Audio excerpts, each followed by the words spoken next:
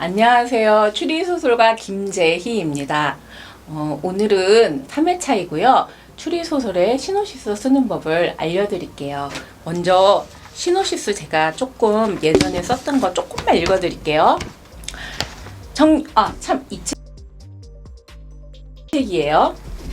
청년은 탐정도 불안하다. 청년은 셜록 홈즈 같은 담대한 탐정도 불안하다는 뜻. 현대의 청년 불안을 이야기한 작품. 이런 식으로 짧게 이제 한쪽 카피 쓰시고요. 등장인물 김주승, 남 26세, 해부학도, 대학병원에서 해부학 교실에서 조교 생활을 하고 있다. 20살부터 경찰서 들락날락 거리면서 잔심부름하다가 현장에도 나가보는 등 경찰에 관련된 일에 관심이 많다.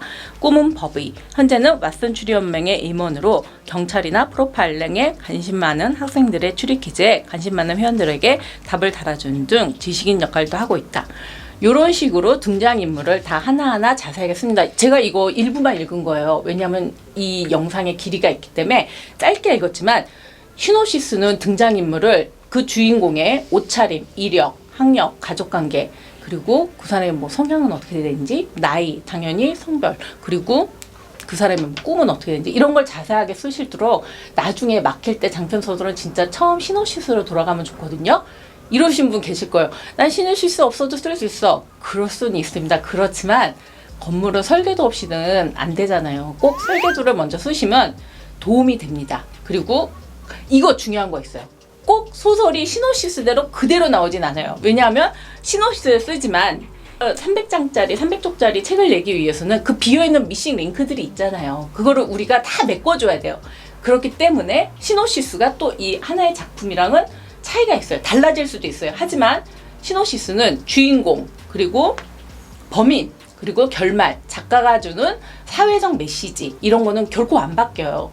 그러니까 처음부터 쓰다가 범인 이 사람에서 이 사람 바꿔 이게 아니라 범인을 처음에 추리소설은 꽉 짜놓고 쓰는 거예요. 왜냐하면 그래야지 그 범인으로 향하기까지 그 중간중간 복선이나 그런 단서 있잖아요. 그런 거를 정확하게 우리가 이렇게 계산해서 곳곳마다 넣어줘서 이 사람이 범인인 걸 이렇게 지목해야 되기 때문에 항상 시놉시스의 주인공, 범인, 그리고 사회적 메시지 요거는 우리가 꼭 하고 싶은 말이에요. 그러니까 작가는 소설을 쓸 때 맨 첫 장면, 맨 뒷장면 알고 써야 돼요.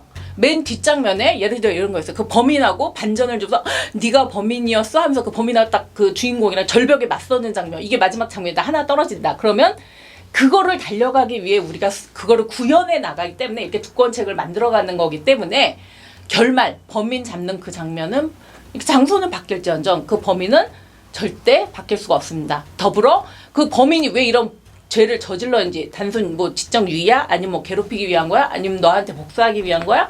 아니면 뭐 형사 물먹이려는 거야? 이런 식으로 그 우리 작가가 주려는 사회적 메시지, 학교폭력, 가정폭력, 아동학대 또는 뭐 마약범죄 이런 식으로 범죄를 예방하자 이런 식으로 사회적 메시지는 바뀌어서는 안 됩니다. 그 사회적 주제의식을 우리가 독자들한테 구현해서 보여주는 거기 때문에 그 메시지는 절대 바꾸지 마세요.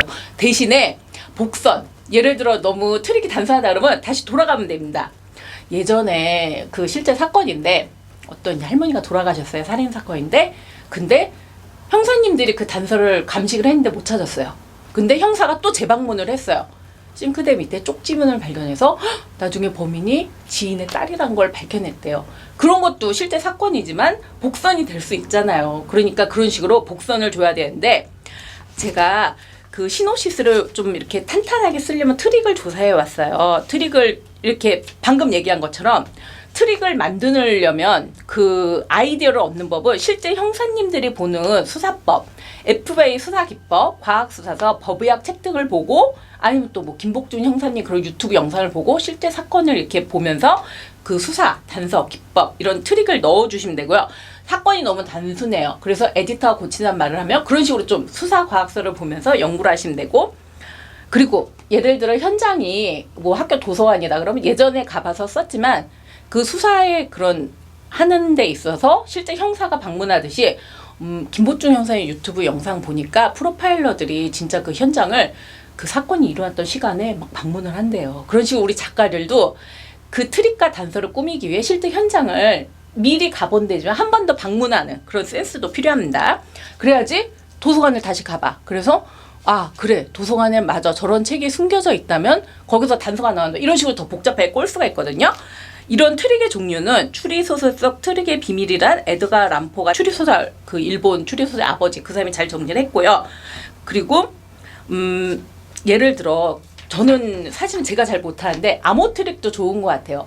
암호 트릭은 굉장히 복잡한 암호도 많은데 우리는 추리 작가 맛배기만 보여줘도 너무 좋잖아요. 그 지적 유의를 위해서 뭐 이렇게 가까운 데 퍼즐북부터 실제 암호를 연구해도 좋고 뭐 암호의 역사를 좀 연구하셔서 맛배기라도 예를 들어 윤자영 그 과학교사이면서 추리소설가는 본인의 그 직업을 10분 활용해서 항상 과학 수사 트릭을 그 과학적인 추리 그런 기법에서 나오고 히가시노 게이고도 그렇죠.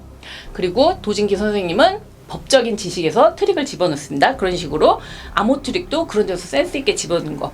그리고 우리가 막 흥분하는 밀실 트릭은 전 세계적으로 많이 있진 않아요. 근데 막 기시 유스캔 유리망치에서 막 엄청 복잡하게 해서 야 저렇게 할 거 아니면 도전하지 마 그러는데 저는 밀실 트릭에 도전한다는 것만으로도 충분히 의미가 있고 진짜 기가 막힌 밀실 트릭 요즘 뭐 디지털 도어락이어서 의미가 없대지만 어쨌든 기막힌 그런 방법으로 소설을 써서 도전하는 그런 작가들이 많이 나왔으면 합니다.